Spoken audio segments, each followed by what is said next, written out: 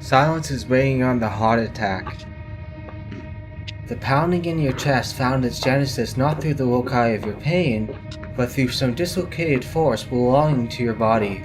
You feel weak, slipping out of dimension and space. Arriving at an intersection between life and death, the valley of profound emptiness dawns on you. You do not have any strength to speak this truth. It is merely a cold comfort. Your soul is lost to the ether, stealing away from the world all your knowledge and virtues. Yet you find yourself through dissolution, awakened to the galaxy around you, stripped of its cosmic pattern, the undercurrent of distraction and suffering. You feel life, absent mechanism and animation. Forced to endure the deafening symphony of a reality, your spirit echoes these lessons even in your passing, one's phased transition toward a new kind of existence. The signs and signals that inscribe meaning on nature carry us posthumously.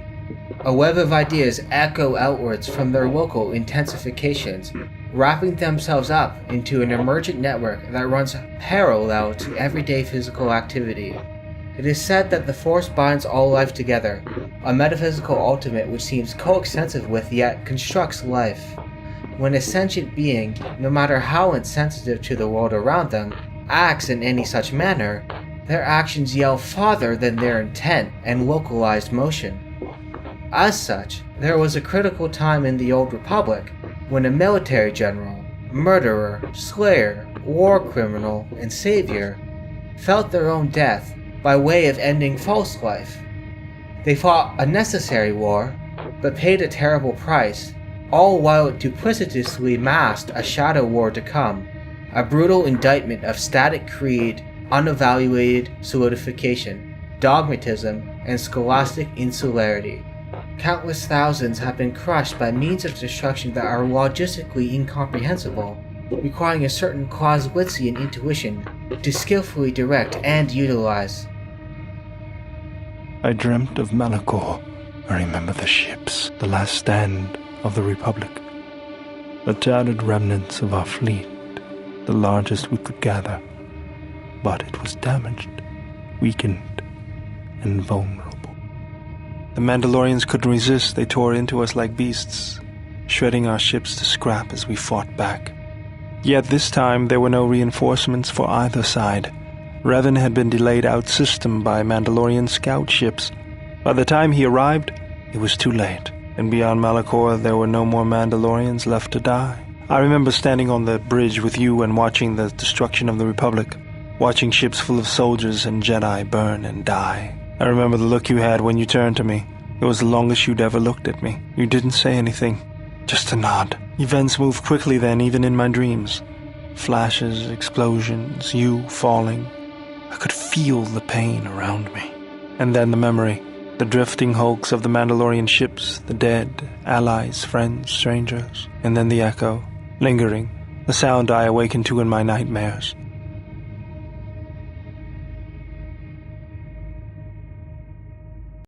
Knights of the Old Republic 2 explores betrayal, war, and suffering on an impressive multi-dimensional mattress, far more thoughtful than even its original fans estimate.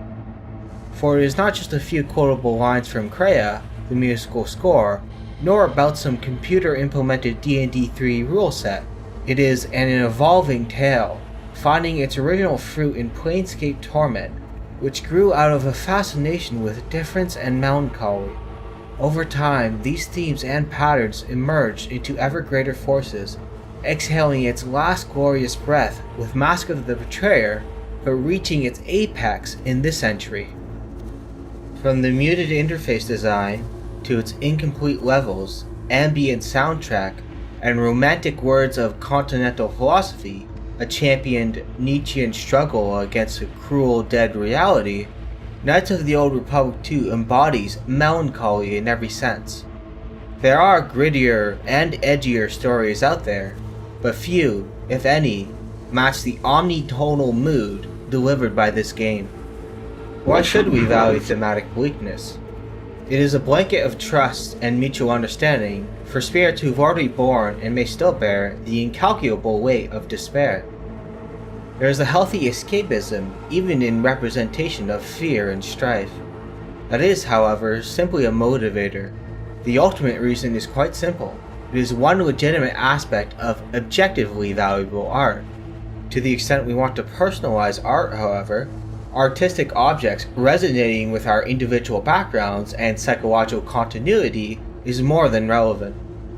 With every word spoken and every breath they breathe, every character in Knights of the Old Republic 2 sings a hymn of tragedy and alienation. Just as the exile has tense or pseudo-paradoxical relationships with the Jedi in their personal history, everyone we meet is in some way a refugee, a person in flight, or a literal exile from a cause that heavily shaped their lives. Rather than focus on the apparent badness of alienating feelings, as many existentialist works do, Knights of the Old Republic 2 brings it squirming out into the light. It symbolizes and abstracts this otherwise human element. What results is a high-concept story filled with ultra-vibe. It is not a shallow lament on lost social purpose, Obsidian are far too American for that, and instead focuses on being, as it were, virtually autistic and tastefully callous about these effects. As Visas, Sith assassin, emissary, scout, the sole survivor of the Miruka race, ended by her master who lost himself to power, explains to the exile, she was once made to see. She witnessed the galaxy in physical form, rather than through perception masked by the Force. There was nothing but crude matter in the noise of life. It was ugly, and she wanted to die.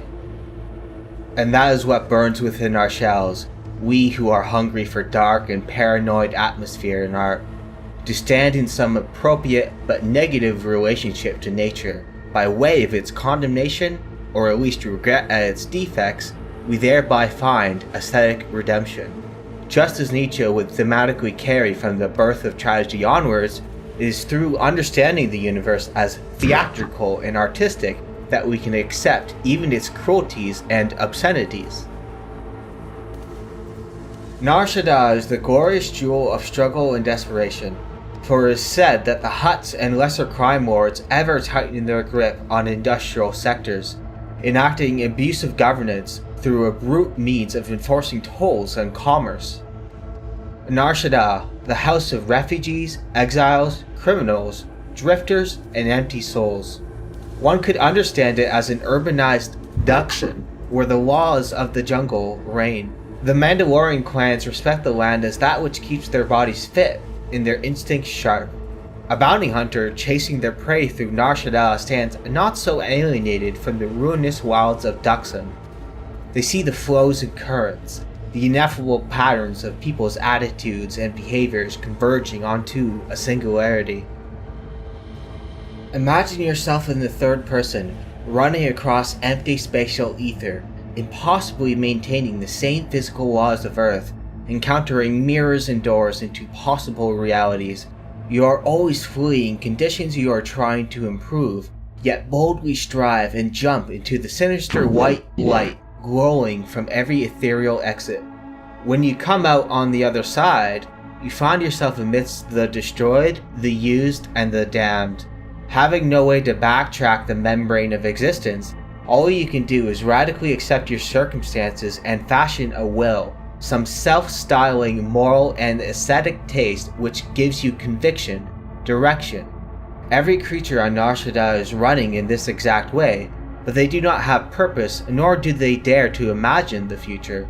There is only endless wandering and flight, atypical ennui of a dangerous variety. These conditions are not just the central quest hub, but the staging ground for uncountable factions and forces, all meeting the event horizon of the Exile and Malachor V. From the agony of countless thousands, heard by a war-torn Jedi who effortlessly make strong connections with all social creatures, came such one who, from fear and lack of choice, severed ties from the Force so completely, so utterly, that it left a dead spot in the Force, an emptiness which reveals that life is, in fact, possible without its influence. From one massive genocide which slaughtered Republic soldiers and Mandalorian crusaders alike, crushed in gravity's fist, as Kreia puts it, came the imminent death of the galaxy, yet the potential to rebirth a radical form of being. To feel the true Nar Shaddaa is to sympathize with the great demiurge of conflict and dismay. That is why Goto, a previous infrastructure droid who was asked to calculate a means to save the Republic, was forced to make a choice: save the Republic by adhering to its bureaucracy and laws, or step into the shadows and control organized crime through a series of super-intelligent feints and shadow plays. Goto chose the latter. His destiny will converge on the exile, but not as of yet. For now his influence can be felt in subtle ways, from protocol droids designed to badly play Bazak, and signals that only the most technical of Bith scientists can detect. It is why Atris, a slithering form chasing the shadow of Kreia, felt compelled to leak the exile's personal information to core world databases. This threat that strikes randomly and from the dark thus feels the call of home, a traumatic coupling with suffering squared. As one could say, she's rigging the ritual. The servant of Atris, Brianna, walks in her shadow, but yearns to be liberated from it. She shall believe in her oath strongly, such that she will be compelled to break it. That was an interesting choice of words indeed. She has sworn not to follow the path of the Jedi by her oath, but even that oath is limited. One does not need to be Jedi to learn the ways of the Force. I suspect it cares little for our codes and philosophies.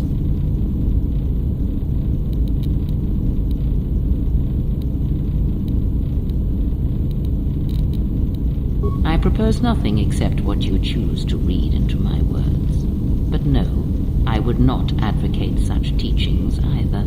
I am only saying that she has sworn not to follow the teachings of the Jedi, and that is a curious distinction in her oath. The HK-50 units, activated by Goto in his quest to find and unite Jedi or Sith, a symbolic order to herald a tidy, orderly galaxy, felt, in their own unique ways, the terror of war pouring out from dying planets.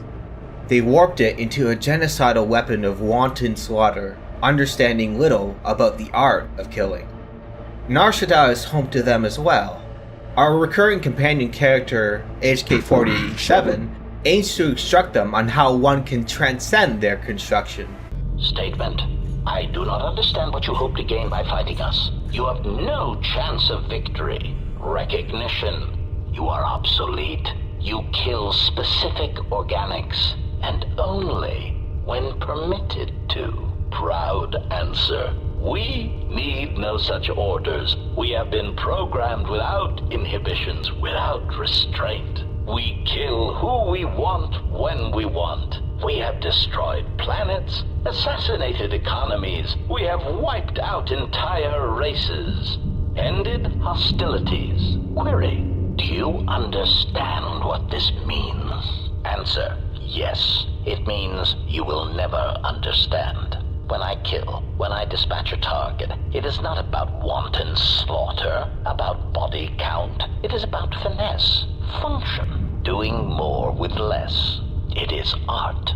Hounding the exile everywhere she goes, the HK-50 units are the robotic mirror image of Nihilus, a Sith who has lost himself to the dark side so completely that no personhood is really left, just a nihilistic black hole that embodies power without a subject to wield it. Nihilus is like an image of the Force, and how much a devil it seems. And there's Mira. Hanhar stalks her shadows, the huntress who is not like Nihilus at all, but instead a collectivity onto herself. A careful balance of judgments and trained moral skill. For this, Hanhar would haunt her to the end of days. In refusing to kill Hanhar, who was sympathetically dying like a harmless animal after his own explosive traps were turned against him, felt bound to a creed he already rejects. In saving the life of another person, one owes a kind of servitude to their savior, for life. To Hanhar, this is nothing more than slavery, and the only release from slavery is death. The Zerka Corporation taught him that lesson all too well. He adheres to the creeds of his people, but betrays them through physical matter, as Kreia is often quoted as saying, "To believe in an ideal is to be willing to betray it." Honhar is the greatest mind slave of the Wookiee racial ethic. This precise meaning is inscribed on the chains he still carries around his wrists. Many tormented spirits run underneath the shadows of Nar Shaddaa, an endless pile of infrastructure unto itself, a perfect unity between stellar mass and machinery, and many such spirits leave Nar Shaddaa just as quickly, carrying its pain, its imminent lessons, as they pierce through the howling storm, the Force, which demands you wield a double-edged sword, always in the name of destructive balance. One cannot abandon the Force, any more than one can abandon one's will. Atton Rand, a character defined by a continuous series of feints. His initial presentation tricks you into associating him with some Han Solo or Kyle Katarn figure, or perhaps a comic relief companion, but buried within the Fool is a cleverness and perception even Kreia underestimates. Atton Rand too crossed paths with Nar Shaddaa. It is the focusing point with which we come to know him, for he is not privy to questions about his past, requiring a serious catalyst or accusation to pry information out from his solidified walls. It is quite amusing, holding in mind player-centric RPGs like the Mass Effect series, to face characters who yell at you for farming their dialogue chains. You know what? Not once have I asked you about the Mandalorian Wars. Not once. I heard about Duxon. Everyone has. I heard about Serico, and I sure as hell know about Malachor 5. What makes you think you've got the right to interrogate me on anything? You've got plenty of lives to answer for. All you Jedi do. Murderer, deserter, and yet absolutely autonomous, a man of fake shallowness and genuine depth, causes thrice he joined, and so too did he betray them. The Republic, the Mandalorian war effort, and the Sith, respectively. His heart could demand no other outcome. Atton Rand recognizes the lamentation that comes with wisdom. When all the causes you've endured, with blood and desperation, disappear or betray themselves, after that, you just want to be left alone. You want nothing of war, politics, or great causes. For Atton Rand, there is only hatred for the Sith and the Jedi, non-distinct entities who are, as he would put it, just men and women with too much power, squabbling over religion while the rest of us burn. HK-47 is no stranger to the Smuggler's Moon either. His component parts scattered all across the galaxy, he, along with T3M4, carries inside him knowledge of the one who belongs to neither light nor darkness. They forever walk alone. A curiously insightful droid, Knights of the Old Republic 2 makes heavy use of AI characters to challenge and critique the Force. Answer. Obviously, a Force-sensitive, broadcasting such emotions puts themselves at a risk of not using the Force properly, since to use it seems to require an inner calm that most meatbags do not possess. As much as the Jedi could not use such a technique, the Sith Lords cannot use it for much the same reasons. Such passions as guilt, lust, and fear are really strengths to the Sith code. Statement. The Master felt it was ironic that only people who had experienced such passions could harm Jedi in such a way that to kill Jedi, you had to be a human being. Revan found that quite amusing. The droids are, more or less, deafened to the Force, but intuit its patterns all the same. Kreia herself describes the exile as a human droid, in simultaneous condemnation and praise, for Revan would have loved the exile for this. They already represent life without the Force, but Kreia is too wounded by their function in the Mandalorian Wars to see this fully. Betrayal. Machines. A passion for such things defies me. You can always hear T3M4 buzzing in the dark, waiting for future tensed soldiers to reveal themselves. A commander for Revan's great war to come. Zez Kyle walks the urban hellscape too, blinded by fear and doubt. For he would take no action against the Exchange, the Hutts, nothing that would make him stand out. Dulling and cloaking his connection with the Force, he was all but ready to die there. And almost ready for revelation. The return of the exile heralds his simultaneous redemption and damnation. He was so close to understanding the Force, its insidious nature, and if he is allowed to gather with his peers, their arrogance corrupts him once more. And what was Jedi is Sith, and what is Sith is Jedi. Nar Shaddaa bears the scars of darkly emergent patterns born of the Force. The suffering of all life is holistically connected, but its local effects go underrated.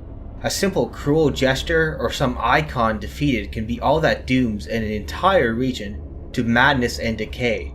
Here we can speak of Force semiosis, the bridge between semiotic theory in the actual world and its implications for the Force in this possible world. Semiosis is the study of signs, any area of potential meaning in the world, from mouth gestures to text on a wall to the subtextual messages of a riot. Through such critical points, the universe and its masses may be moved.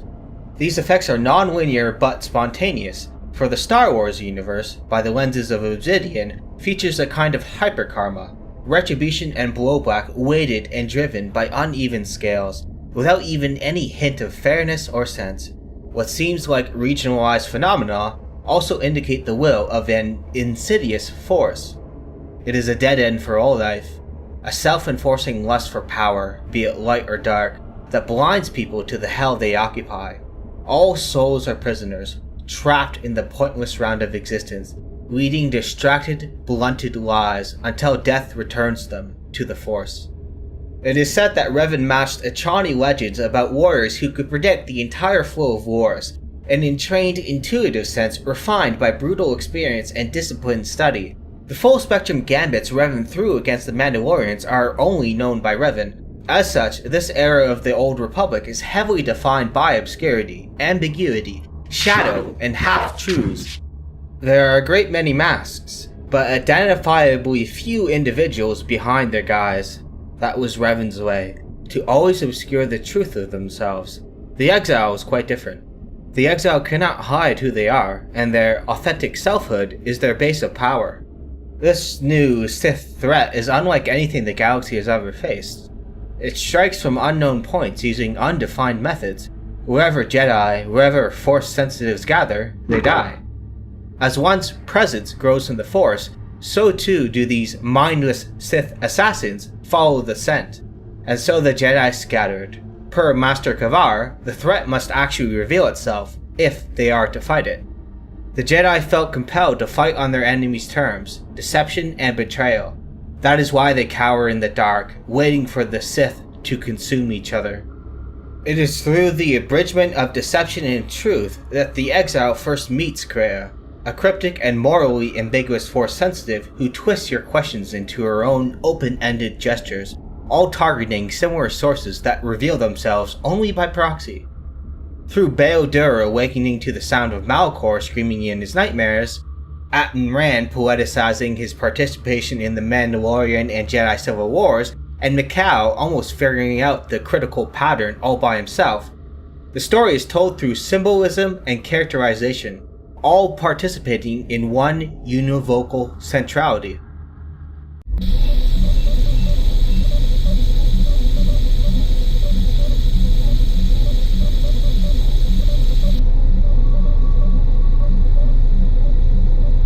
At last you understand, tiny Jedi. You?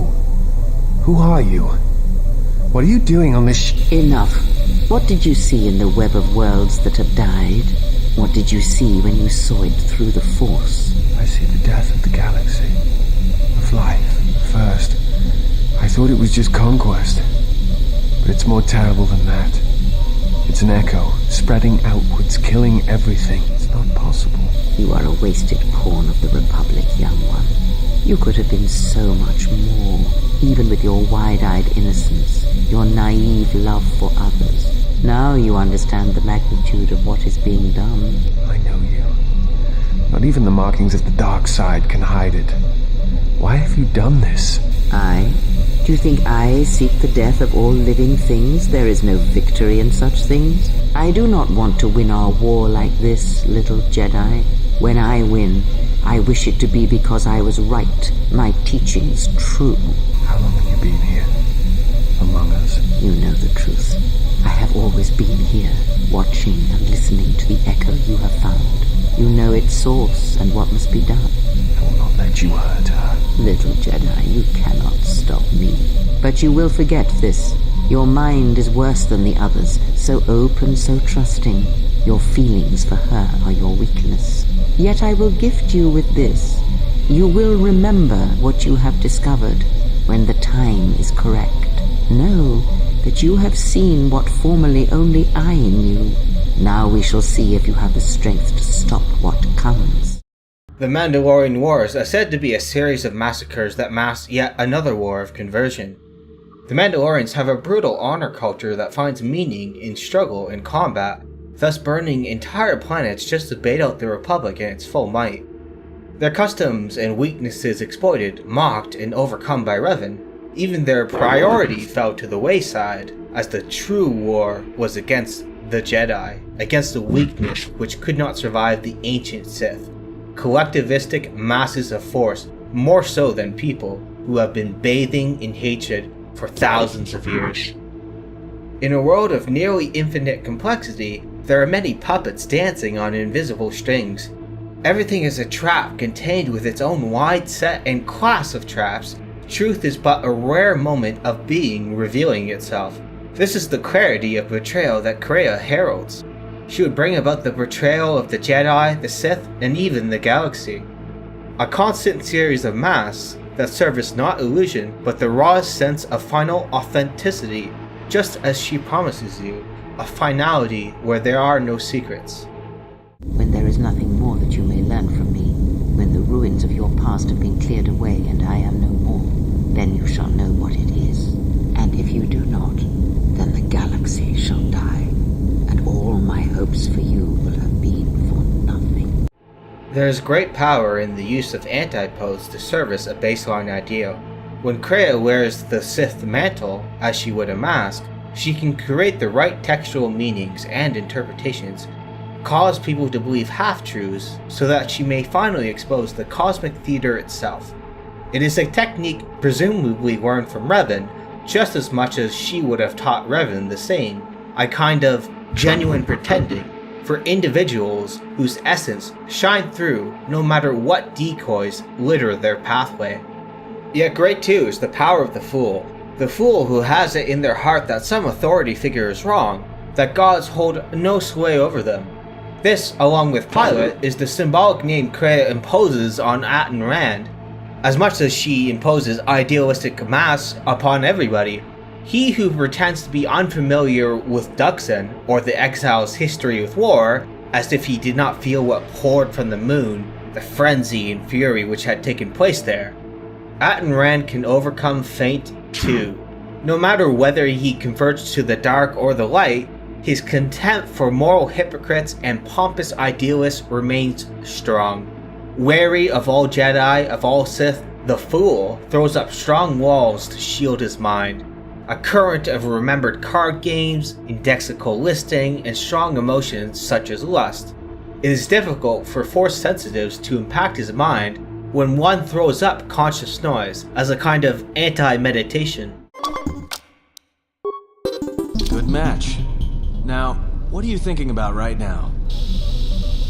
Right. And that's why I play Pazak in my head. Because if you don't, you've left the door open, and anyone could walk right in. Of course you did. You see, Jedi, light or dark, do it, more often than you'd think. But I never heard one say they were sorry before. That's a new house rule. I play Pazak in my head, but while I'm doing that, it's a lot harder for someone to walk in. No, I can only teach you to play Pazak. Do you understand what I'm saying? Good. Now you understand. Alright, I'll deal then. If you're ever fighting someone who has the power over your mind, whether light or dark, play Pazak. Start listing hyperspace routes, recite engine sequencers, and when they try to use their powers on you, suddenly it's not as easy as they thought. Because you'll be right here with me, playing Pazak, where they can't reach you.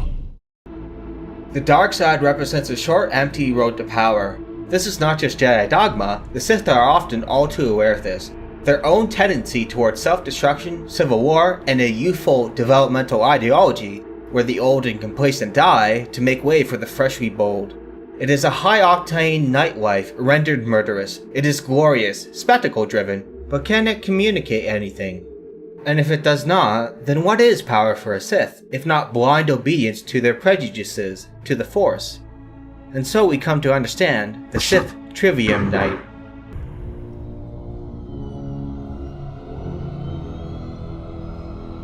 Did you come here for answers? There are none. The call of Korriban is strong, but it is the call of the dead. I have studied you, immersed myself in you. I know the paths you walked in exile. I know your teacher. I know the fires that raged upon the Dux and Moon while the Republic died around you. You know war. You know battle. And I know of Malachor. You know what it means to be broken. The one who travels with you will destroy you, as she did me. I can end it before it begins. Scion, he who bathes in pain. When Kreia was a fresh-faced Sith, she twisted the lessons of Malachor into a weapon, against the Jedi, against everyone. A medical analysis of Scion reveals that his skull has been fractured thousands of times over, that whatever willpower keeps him alive ensures his existence is nothing but profound suffering. Much like how any generic Sith taps into their passions, Scion wears the scars of Kreia's teachings all too well. For it is not the truth of pain that Scion represents, but emptiness. Like Nihilus, he is another avatar of the Force, in purest form, an ugliness that all Jedi would reject, for they cannot bear to see their deity for the Lovecraftian entity that it is. Kreia would understand her own lessons far too late. What she once taught within the perspective of evil became her own condemnation of the Force. Kreia was a historian once, having already walked the path of Atris, as she tells you. Like Atris, she lamented the failures of Jedi, bathed in curious knowledge of the Sith, of the Force as a whole, and fell. Unlike Atris, she overcame the dark side and abandoned the Force's will as much as possible. A living spiral of contrasts and tensions, the Force cannot categorize her. She refuses to fall into its stable dimensions. The original draft of Knights of the Old Republic 2 would feature either Atris or Kreia as the endgame antagonist, and whispers of that plot can be felt here. They walk the same potential direction through time, but one must come to their end sooner than the other. You have gathered Sith holocrons, Sith teachings from across the galaxy. It is why you have chosen servants who cannot feel the Force, and most importantly, they cannot feel what you have become. I have sought to preserve the Jedi Order, and I have gathered all that I know of the Sith to this place, so I might find them and stop them. I had wondered if any of these holocrons had survived Dantooine. You have taken relics from one destroyed planet to the devastation of another. It was always intended for the Jedi to retreat to Telos should Dantooine be attacked, taking all their lore with them. We could not allow the tragedy at Ossus to happen again. Such an act marked Telos for destruction. It is why the Sith came here, though the fleet commanders did not know why. It is why Revan ordered its destruction to mark the beginning of the Jedi's civil war. It was a message that there would be no place for the Jedi to retreat, to hide. I would not be surprised if Revan left other gifts beneath the surface of the planet. Much can be buried beneath graveyards that will never be found. When the Sith attacked, I felt Telos die. Turbo lasers fell like lightning upon the landscape, as they did on Dantooine. And so many died. So many voices, screaming in pain. Yes, such acts leave their mark on the galaxy. Their cries travel far, though few can hear them. How did it happen? Search your heart. It was never battle that called to you, never battle that caused you to fall. Malachor 5 has touched many things, and it casts its echoes still. Why did she betray me? You betrayed yourself. Do not blame the exile. And unlike you and I, there is still a chance that one may be saved. The one that you cast out. Where is the exile? I had thought... Oh, she will come, but it will be too late to save either of us. It is such a quiet thing to fall, but far more terrible is to admit it. Nihilus is an all-consuming black hole representing the apex of such empty teachings. It is slavery to the Force disguised as mastery of the Force. The Sith are like a faction of misguided tyrants who woefully misread Nietzsche, where reactionary interpretations of Nietzsche are dogmatic, selective, and lack all dimension. So too do the Sith fail to understand that power games are their own slavery, precipitated by the rabble and especially the weak. Nietzsche teaches that history's greatest minds are often crafty moralists. It takes intelligence and skill to understand and apply moral concepts. Sith immorality is far removed from Nietzschean immoralism. Rather than flipping conventional values on their head, they instead embody a psychologically focused medley of concepts. Holding the Jedi to be hypocrites who won't admit their own love of power, the Sith fail to understand the refined, the moralized power of their opponents, and that is why they are forever blind slaves to the Force.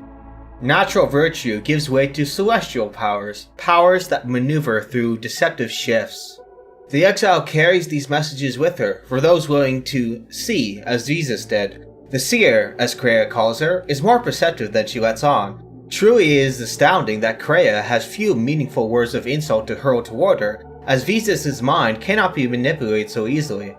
Even without precognition, Visas uses the power of prediction far outmatching any Enchani war legend.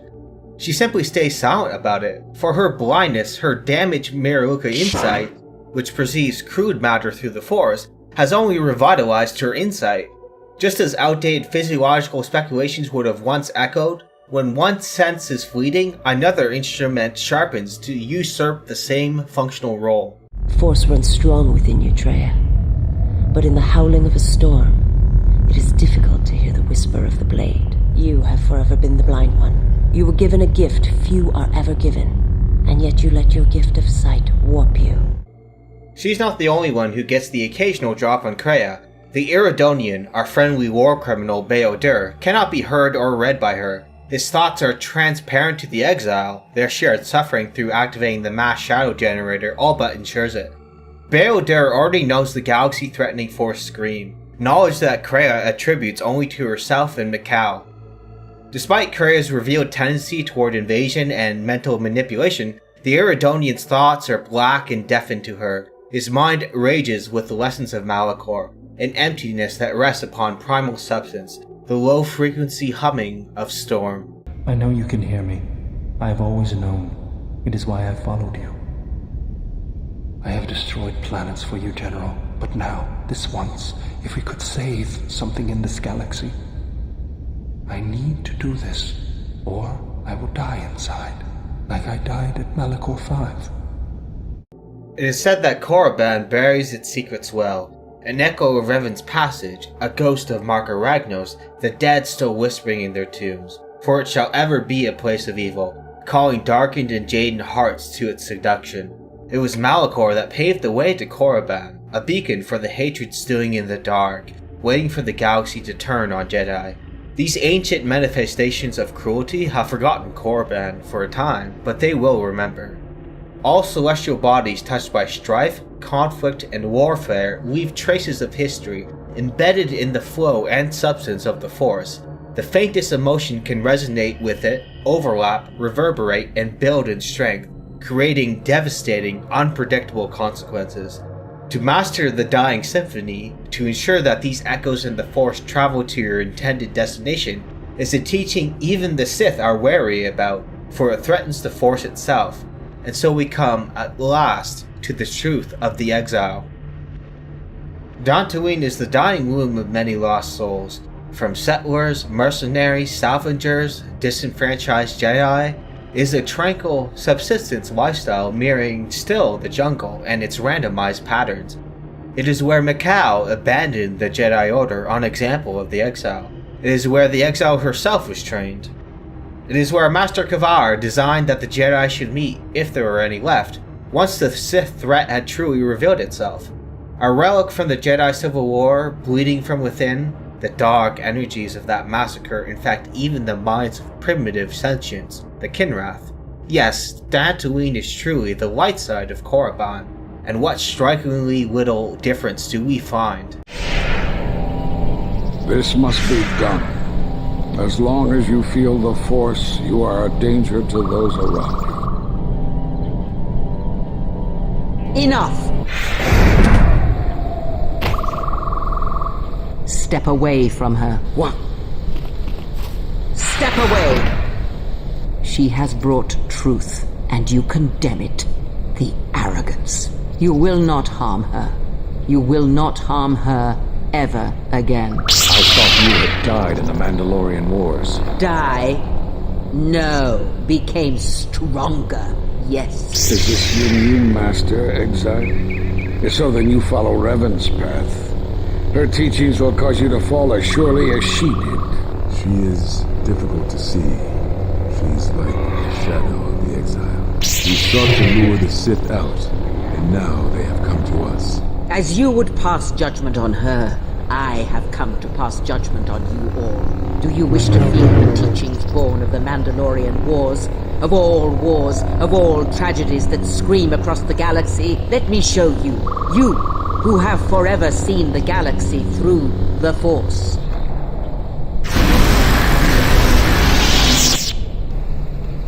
See it through the eyes of the exile, as I have. Endure what she has endured, and perhaps there is the faintest hope that you will hear what she has heard. It is where Rook, stewing in his arrogance, sought to center himself, to discover the arms of truth laying in the aftermath of the Jedi Civil War, to find traces of the exile and of the invisible threat striking at the Jedi, piercing their heart, displaying to the galaxy the weakness and faults of their teachings. To be a Jedi is to allow complacency to reign, to watch the galaxy burn as one meditates on its significance. Dismissive and reckless, Rook is an interesting avatar of Jedi monasticism and its emptiness. For the Jedi are still a hierarchically arranged religion, and they still spread their influence as less than benevolent entities. How could one ever hope to break free from the dark side if they cannot relinquish power itself? And that is what they fear. The Mandalorian Wars were a series of massacres that masked another war, a war of conversion, culminating in a final atrocity that no Jedi could walk away from, save one. And that is what I sought to understand. How one could turn away from such power, give up the Force, and still live. But I see what happened now. It is because you had no choice. To see the galaxy, to observe it through the eyes of the exile, is to invert Visas' traumatic bonding with Nihilus. It is to behold the universe as physical crude matter, yet radically accept it, even championing it over the tyranny of the Force, over that which promises Force sensitives power, all while it harbingers a constant cycle of war that stagnates civilization. If the Sith are false Nietzscheans lacking refined taste and introspective capacities, then turning away from power in the name of self-control, presence of mind, is an event of Nietzschean overcoming, subletting the same essential drive under the guise of one's will to purpose, their morality. Mysterious whispers travel under the guise of sonic darkness, for it is hotly debated what motivates this convergence of events, to portray the Jedi, the Sith, and the Force, to mislead and tell truth in the same breath. What does Kreia believe? Wherein lies authenticity? When does she lie? The truth is more opaque than you may believe. Knights of the Old Republic 2 constantly explains its story in a single line, some sentence tickling over your senses and easy to miss in its entire meaning. Every critical character has already summarized the game and its ending for you, yet the subtext is deeply non-obvious. It is a beautiful flourish of poeticized suffering, so drenched in its gritty vibe that one can easily misread even the clearest signals.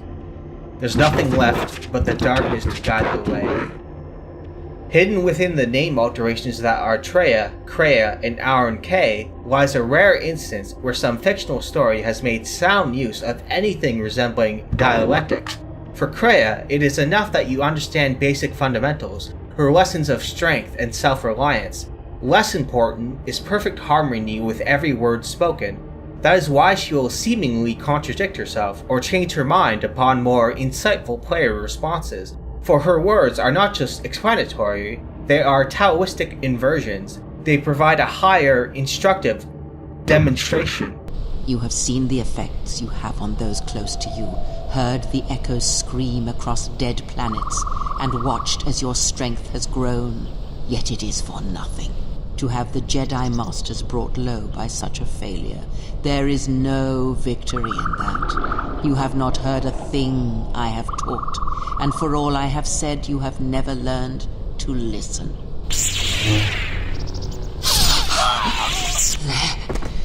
Do you feel that, exile? It cuts through your defenses, as unprepared for such an attack as you are. Let that pain be a lesson, and a reminder of what you have forgotten. Pain travels both ways along connections in the Force.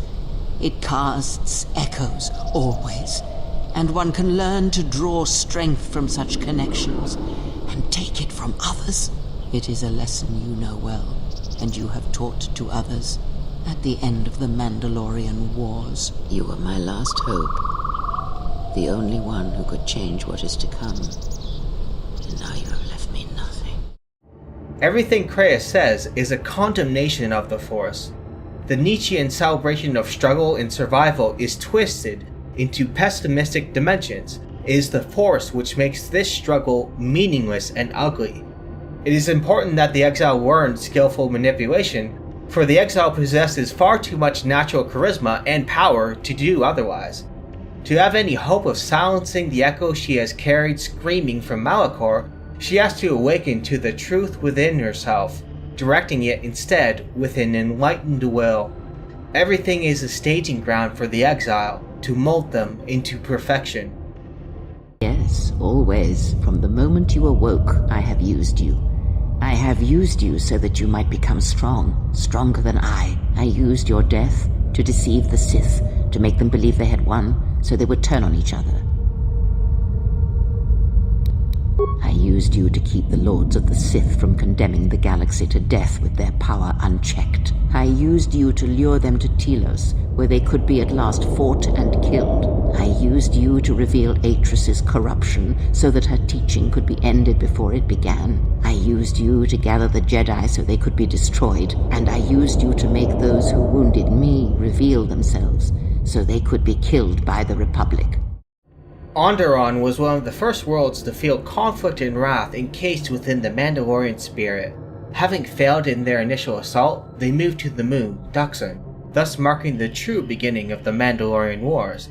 Here we find nationalism and internationalism at the apex of tension. It is said that Onderon once exiled criminals and those politically expedient who were to tame wild beasts of the jungle, constituting themselves as their own collectivity to be reckoned with. Though these two peoples now stand united, the winds of change do not blow so easily across the semiosphere. Yes, Onderon truly hosts a strange people. For those interested in plasticity and effective control, Onderon is the key to the Republic reconstitution effort, and to its downfall. Here we find Queen Talia and General Vaku, a Republic loyalist and revolutionary nationalist respectively. Master Kavar has been orchestrating his own plays behind the throne, a feint masking his primary purpose, to find the exile, for the Duxon moon had impacted her deeply. Just as it has impacted many other lives. It is where Clan Ordo sows the seeds of their Mandalorian reconstruction effort, carrying with them their honor, their legacy. Our returning character from the first game, Canderous, shines ever brightly, having learned far wiser lessons from Malachor than the Sith could ever hope to achieve. Whereas the Mandalorians are adaptive and know an honor code resembling ethics, the Sith perpetually destroy each other, the Jedi stagnate each other. As Canderous is quick to remind us, the next Mandalorian crusade need not be waged against the Republic. After the Sith are dealt with, you can turn your attention to us. Or maybe we can forge an alliance of our own. Our next battle need not be fought against your Republic. Consider what I've said. And Paraga stands twice a folly. A deadly explosion ended initial mining efforts, but a space facility remains near the asteroid belt, a relatively safe way to tap into its resources. The exile, carrying the lessons of Malachor with her everywhere, compelled the Sith toward her, and thus progress was no more. Unnecessary destruction to avert another, recalling the motif of the Mandalorian Wars. Atrus herself knows this, but would never forgive the exile for making her see the truth. We all have our heroes, and when we watch them fall, we die inside. She made a choice once, and I did not. The day we judged her, I stood in the chamber, and she was so right. She was so certain of it. I doubted myself, but not now. She will never make me doubt myself again. A heart can only bear so many betrayals before turning away from the galaxy entirely. The cosmic solar sphere certainly maintains a delicate balance. Just as the Force carries the horrors of war throughout the galaxy, all systems and structures, from the smallest of economic institutions to government institutions, participate in the deadly flow. This is why listening to ourselves becomes so important. It is not the destination that matters, only the self-realization found in vivid and vitalizing motion. This galaxy knows plasticity, but for that fact, it suffers nothing but damage. Whence comes the time for reparation and restitution?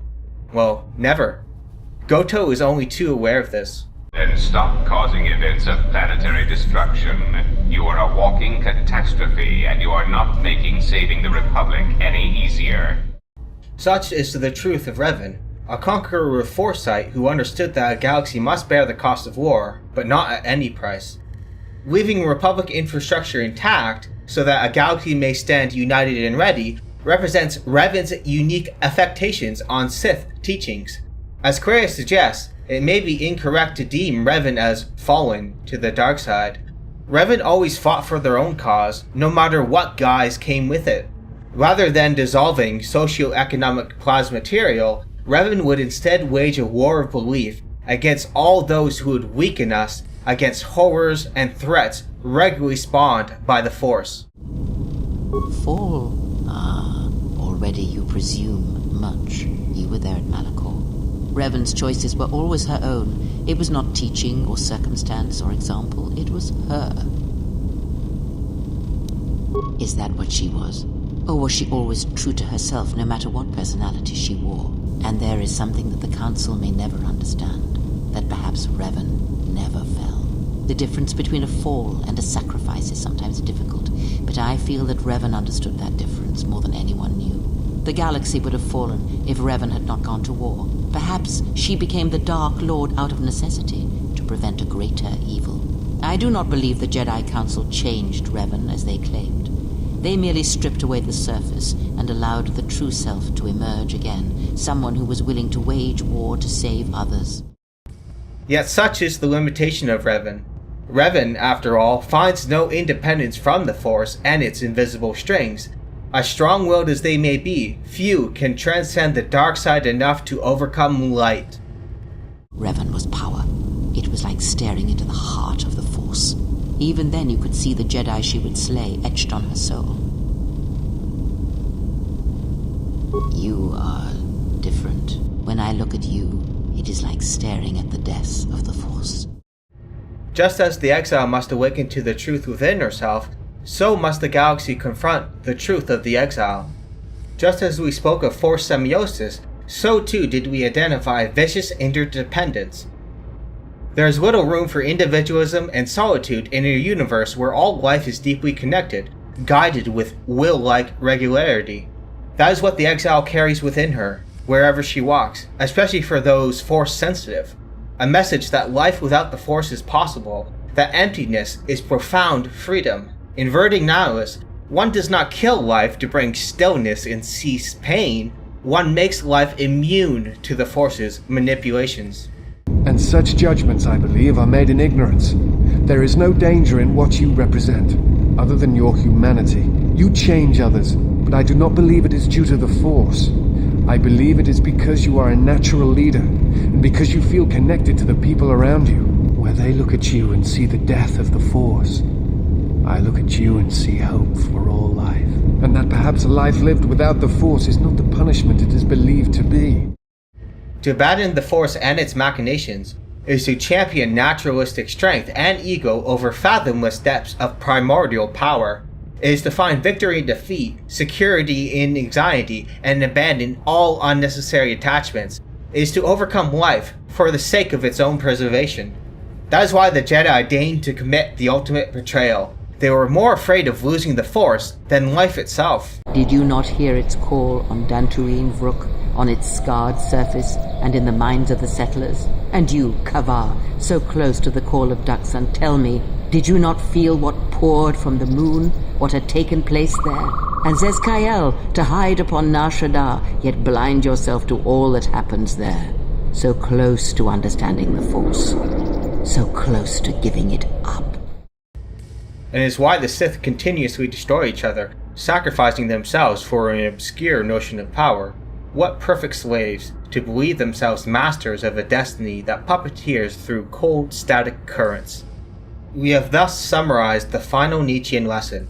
A person who seeks external power over other people is looking to escape themselves, vacate themselves in a Dionysian frenzy until they become one with a collective entity, a larger purpose that is hollow in exact proportion to its assertive force. They are much like actors on a theatrical stage where the spectators too behave like actors, pretending that some noble lie, some pretense, should outshine truth. The Force is a death cult writ large, and stands far more abhorrent than that. Misguided spirits who lack inner peace and are slaves to their own cravings are cataclysmic harbingers of war, fear, and terror, but their lives and their destinies are as empty, as violent as Korriban itself. The message of legacy is whispered with the breath of the dead. And that is the emptiness we fight against. With every vanity, any small act of distraction, the capacity for choice is bred in our bones, yet it stands underutilized. That is why no static creed should reign over our lives. It is important that we assert all that we are. Otherwise, we become hypocrites, introspectively blind to ourselves. To live a lifetime of these lies, that is our unwritten tragedy.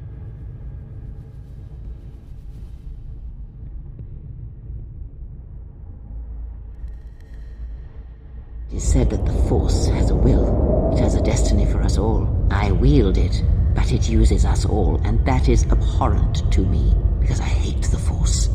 I hate that it seems to have a will, that it would control us to achieve some measure of balance when countless lives are lost. But in you, I see the potential to see the Force die, to turn away from its will, and that is what pleases me. You are beautiful to me, Exile. A dead spot in the Force, an emptiness in which its will might be denied.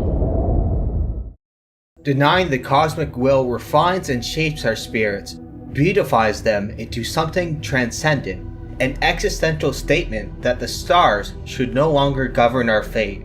Though we are called to write our fate with insufficient material, concentrated ingenuity to match move by move the machinations of fate allows us to defy articles of faith we've deemed physical laws.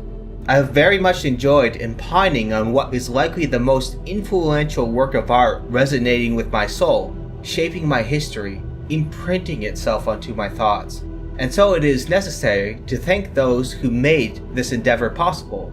People such as Sarah Neste, Eppinger, Gustav Schiel, Paloma, Fall from Space, Thanatos, Rania Howe, Joachim, No Name, and those who remained anonymous, and all who have silently supported me in the last few years.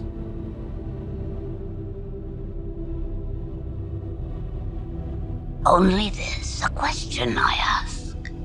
What can change the nature of a man?